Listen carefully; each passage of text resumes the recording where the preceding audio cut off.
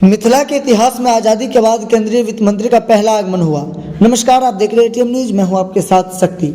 आज दिनांक 30 नवंबर को मधुबनी जिले के दौरे पर केंद्रीय वित्त एवं कारपोरेट कार्य मंत्री निर्मला सीतारमण का रहा। वो सबसे पहले झंझारपुर स्टेडियम में 10:45 सुबह मधुबनी में क्रेडिट आउटरीच एवं स्टॉल का दौरा किए। उसके बाद दोपहर 2:45 मिथिला चित्रकला संस्थान सौराठ मधुबनी में मधुबनी कलाकारों और पद्म पुरस्कार विजेताओं के साथ बातचीत किए। साथ ही मिथिला पेंटिंग को गहराई से समझे। केंद्रीय वित्त एवं कारपोरेट कार्य मंत्री निर्मला सीतारमण अपने 2 दिवसीय कार्यक्रम के तहत 28 नवंबर को पटना पहुंची थी। उसके बाद उन्होंने दरभंगा में कार्यक्रम किया और रात में विश्राम के लिए करीब 7:30 बजे शाम को मधुबनी के मिथिला हाट पहुंची, जहां जदयू के राष्ट्रीय अध्यक्ष की अगुवाई में उनको मिथिला और बिहार के व्यंजनों का स्वाद चखाया गया। उनको तिलकोर का पत्ता, मखाना, मखाने की खीर, इरहड़, रामरुच इत्यादि परोसा गया। भारत सरकार के वित्त मंत्री के ललित कर्पूरी स्टेडियम में प्रस्तावित कार्यक्रम की तैयारी प्रशासन ने पूरी जोर शोर से किया था। कार्यक्रम के लिए जर्मन हैंगर पंडाल का निर्माण किया गया था। कार्यक्रम के दौरान किसी प्रकार की कोई त्रुटि न हो, इसके लिए प्रशासन पूरा अलर्ट मोड में दिखे।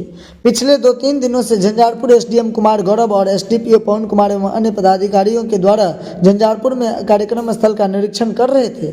स्थलीय निरीक्षण के दौरान एसडीएम ने बैंक अधिकारियों को कई प्रकार का दिशा निर्देश जारी किए। क्रेडिट आउटरीच प्रोग्राम में वित्त मंत्री झंझारपुर पहुंची है। यहाँ से विभिन्न प्रकार के लाभान्वित और रोजगार उन्मुख योजनाओं का ऋण वितरण किया जाएगा। कार्यक्रम में 1021 करोड़ रुपए विभिन्न योजनाओं के तहत लाभुकों को ऋण मुहैया कराया जाएगा।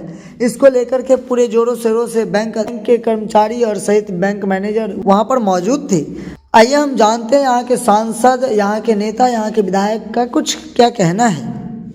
पहली बार मिथिलांचल की हृदय स्थली मधुबनी में वित्त मंत्री आए हैं आज़ादी के बाद।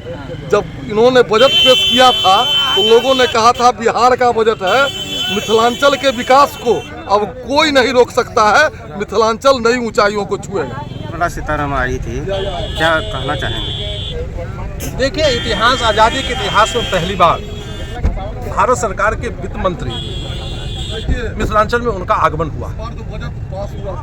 भारत सरकार के वित्त मंत्री श्रीमती निर्मला सीतारमण जी का कल दरभंगा में कार्यक्रम था, जहां उन्होंने 1300 से ज्यादा करोड़ का वहां ऋण वितरण किया गया है।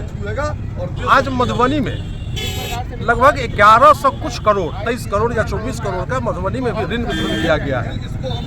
इस ऋण वितरण से यहाँ के युवक को रोजगार मिलेगा, यहाँ की महिलाएं स्वावलंबी बन रही है, जीविका को भी यहाँ ऋण दिया गया है, किसान को भी ऋण दिया गया है, व्यापारी को भी ऋण दिया गया है, विश्वकर्मा योजना के तहत ऋण दिया गया है।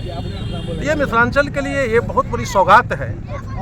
और आप सब लोगों को पता है कि जब पिछली बार बजट पेश किया गया था पार्लियामेंट में वित्त मंत्री जी के द्वारा, तो बिहार के लिए बहुत सारा पैकेज मिला था और विपक्ष का आरोप था, पार्लियामेंट में विपक्ष का आरोप था कि यह लग रहा है कि बिहार का बजट है। तो नरेंद्र मोदी जी के नेतृत्व में जो सरकार है, उनका बिहार के साथ साथ मिथिलांचल पर विशेष निगाह है। और माननीय मंत्री जी को हम लोगों ने यहाँ मिथिलांचल के बारे में हर चीज़ से अवगत कराया है और हमें आशा नहीं, पूरे विश्वास है कि आने वाला समय में इस मिथिला को और भी आर्थिक रूप से कैसे सुदृढ़ हो, उस संबंध में हमको लगता है कि मिथिला को मिलने वाला है।